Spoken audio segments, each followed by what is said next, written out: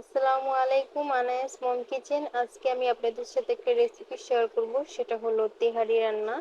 এই রান্নাটা কিন্তু অনেকে বলে অনেকেরটা ঝরঝরে হয় না, আবার অনেকের কালার ঠিক থাকে না, মানে পোলাওটা সাদা থাকে না।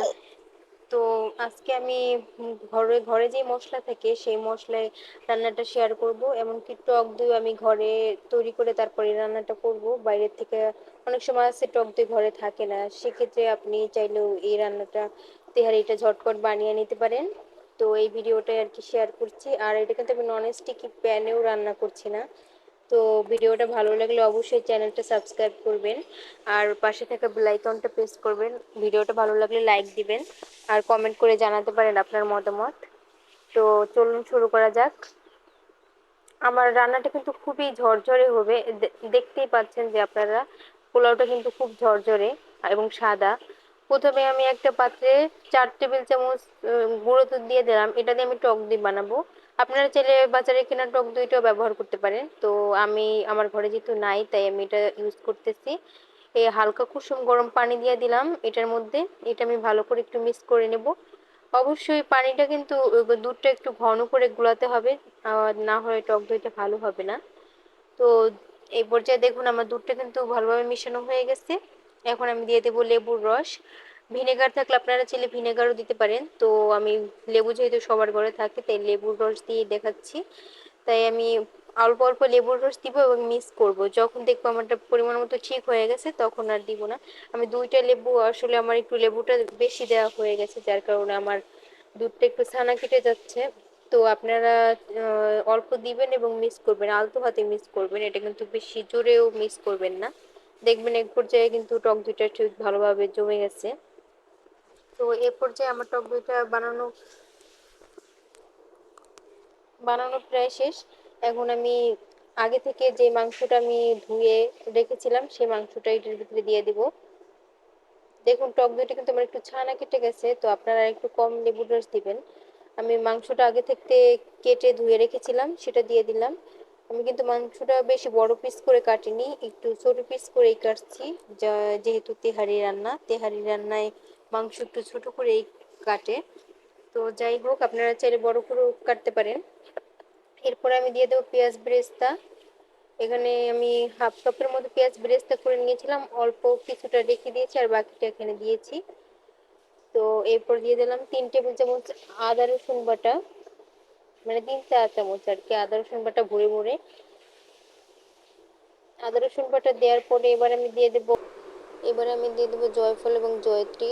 আমি হাফ জয়ফল নিয়েছি আর 2টা জয়ত্রী ফুল নিয়েছি, এগুলো আমি পাটায় পিষে নিয়েছি। এবারে দিয়ে দিলাম হাফ চা চামচের একটু বেশি হবে গোলমরিচের গুঁড়া, আর দিয়ে দিলাম সরিষার তেল। তো এই রান্নাটা কিন্তু সরিষার তেলে রান্নার চেষ্টা করবেন, তাহলে এই টেস্টটা ভালো আসে। তো সেক্ষেত্রে না থাকলে আপনারা চাইলে এটা সয়াবিন তেল দিয়েও রান্না করতে পারেন। তো আমি সরিষার তেল দিয়ে দিলাম।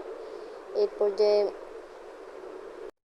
দিয়ে দিলাম 1 চা চামচ ভরে ভরে ধনিয়ার গুঁড়া, আর দিয়ে দেবো হাফ চা চামচ জিরার গুঁড়া। আসলে এই পর্যায়ে জিরার গুঁড়াটা আমার একটু কম হয়েছে, পরবর্তীতে আমি আরো একটু জিরার গুঁড়া দিয়েছি।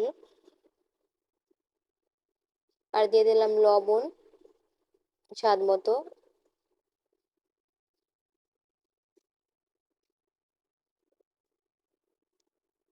এবারে আমি এগুলোকে ভালো করে একটু মিক্স করে নেব, মাংসের সাথে সব মশলাগুলো একসাথে মেখে নেব।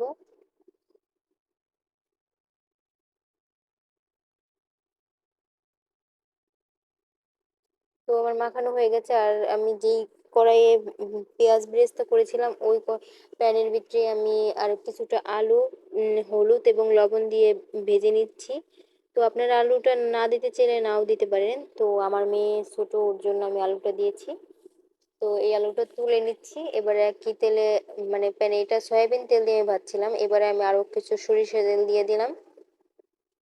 এরপরে দিয়ে দেবো কিছু গরম মশলা, 3 টুকরা দারুচিনি, 4টা এলাচ, 4টা লং, এগুলো আর একটা কালো এলাচ, এগুলো আমি দিয়ে কিছুক্ষণ ভেজে দিয়ে দিলাম হাফ কাপের মতো পেঁয়াজ কুচি।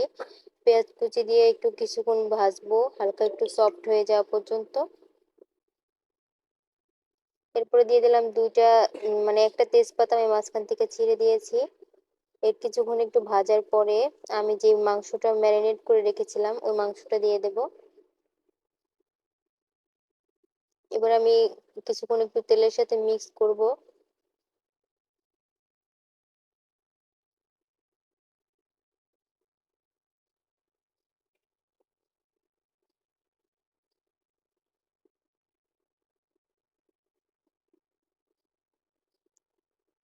তো মিক্স করা হয়ে গেলে এবারে কিন্তু আমি ঢাকনা দিয়ে এই মাংসটা প্রায় 5 মিনিটের মতো রেখে দেব। আর ওই আলুটাও আমি দিয়ে দিলাম। এবার আমি এটা ঢাকনা দিয়ে দিলাম 5 মিনিটের জন্য। 5 মিনিট পর দেখুন এই পর্যায়ে কিন্তু অনেকটা পানি উঠে আসবে মাংস থেকে। আর আমি দিয়ে দিলাম 1.5 চা চামচের মতো গরম মশলার গুঁড়া দিয়ে দিলাম। এবারে এটা একটু মিক্স করে নিব। এটাতে কিন্তু কোনো পানি দেওয়ার প্রয়োজন নেই, মাংস থেকেই অনেকটা বেশি পানি উঠবে। তো আপনাদেরটা যদি ড্রাই মনে হয় সে পর্যায়ে আপনারা কিছু পানি, সামান্য একটু পানি দিতে পারেন। তো আমি কোনো পানি অ্যাড করিনি, যেহেতু আমার মাংস থেকে অনেক পানি উঠেছে। আর ওই মাংসের পানিটাই আমি বারবার ঢাকনা দিয়ে দিয়ে এটা পুরো একদম শুকিয়ে নিব।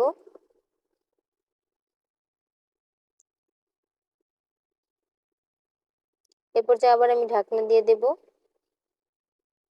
আর ঢাকনা দিয়ে কিন্তু বেশি সময় রাখা যাবে না, তাহলে নিচে লেগে যেতে পারে। এটা বারবার ঢাকনা তুলে মানে 1 মিনিট পর পরই আবার নেড়ে দিতে হবে। তো দেখুন আমার মাংস থেকে কিন্তু প্রচুর পানি উঠেছে, আমার কোনো পানি দেওয়ার দরকারই পড়েনি। এরপর যে আমার মাংসটা পুরো পানিটা শুকিয়ে গেছে আর উপরে তেল ভেসে উঠেছে। এবারে কিন্তু রান্নাটা হয়ে গেছে। আমি এই কড়াইটা নামিয়ে এটার ভিতরে আমি চাল দিলে এটা রান্না হবে না আর কি।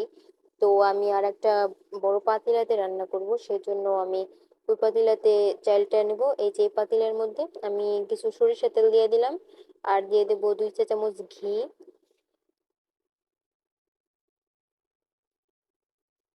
এবার আমি দিয়ে দিলাম একটা তেজপাতা মাঝখান থেকে ছিঁড়ে, আর 2 টুকরা দারুচিনি, একটা এলাচ আর একটা লবঙ্গ। এটা দিয়ে আমি আর হাফ কাপের থেকে একটু কম হবে পেঁয়াজ কুচি দিয়ে কিছুক্ষণ একটু ভেজে নিব।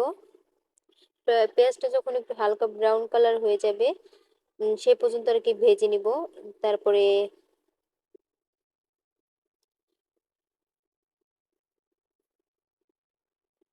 দেখুন আমার পেঁয়াজটা ভাজা হয়ে গেছে। এরপর যে আমি চাল দিয়ে দিলাম।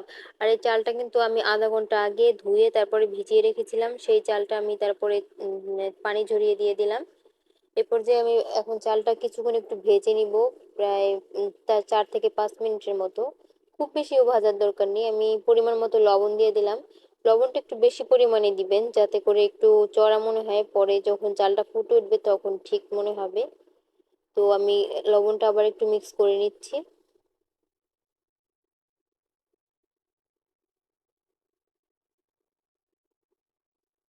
দেখুন আমার চালটা কিন্তু ভাজা শেষ। এ পর্যায়ে আমি দিয়ে দিলাম আর একটা চুলায় আমি গরম পানি বসিয়েছিলাম। আমি কিন্তু পরিমাণ মতো যে পরিমাণ চাল নিয়েছি তার ডাবল পানি নিয়েছি।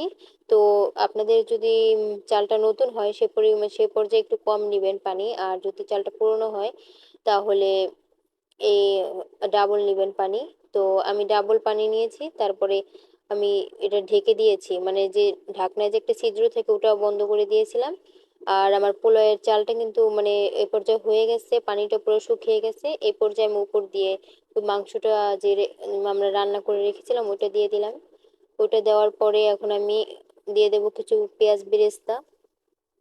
এটা আমি আগে যে পেঁয়াজ বেরেস্তা করে রেখেছিলাম ওখান থেকে রেখে দিয়েছিলাম। পেঁয়াজ বেরেস্তা দেওয়ার পরে আমি দিয়ে দেবো কিছু ঘি, অল্প একটু মানে 2 চা চামচের মতো ঘি দিয়ে দিলাম।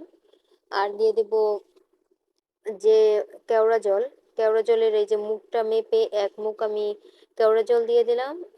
আর 1 মুখ গোলাপ জল দিয়ে দেব। এটার মুখটা মেপে 1 মুখ গোলাপ জল দিয়ে দেব। এই পর্যায়ে এখন আমি ঢাকনা দিয়ে দেব। ঢাকনা দিয়ে অপেক্ষা করব 30 মিনিট। 30 মিনিটের মধ্যে কিন্তু কোনো ঢাকনা খোলা যাবে না। 30 মিনিট পর আর চুলার আঁচ একদম মিডিয়ামে রাখতে হবে, মানে মিডিয়ামের থেকে একটু লো। আমি কিন্তু নিচে একটা মানে এই পাতিলের নিচে একটা রুটির তাওয়া দিয়েছি, না হয় এটা নিচে লেগে যাবে। নন স্টিকি প্যানে রান্না করলে সেক্ষেত্রে দেওয়ার প্রয়োজন হয় না। তো আমি এটা রান্না করছি যার কারণে আমি নিচে একটা রুটির তাওয়া দিয়েছি। আর দেখুন আধা ঘন্টা পরে কিন্তু আমি এটা আরেকবার নেড়ে দিয়েছিলাম, এবার আরেকবার নেড়ে দিচ্ছি। মানে কিছু 10 মিনিটের মতো ঢাকনা দিয়ে আবার 10 মিনিট পর এভাবে করে আরো আধা ঘন্টা আমি রান্না করব।